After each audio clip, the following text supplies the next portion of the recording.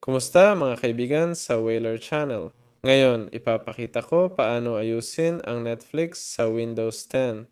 Punta sa Start, type Apps and Features. Pumasok. Dito, itype ang Netflix. Pumasok. I-click ang Advanced Settings. I-click ang Terminate at Reset. Pagkatapos, subukang buksan ito. Kung hindi gumana, i-troubleshoot ang Windows Store apps.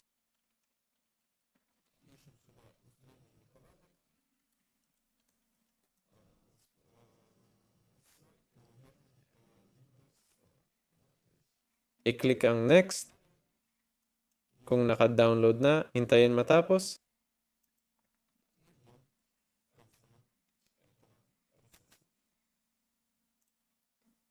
Punta sa Start, type %10%.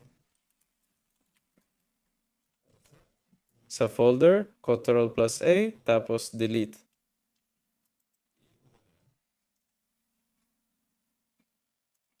Balik sa store, i-install Netflix.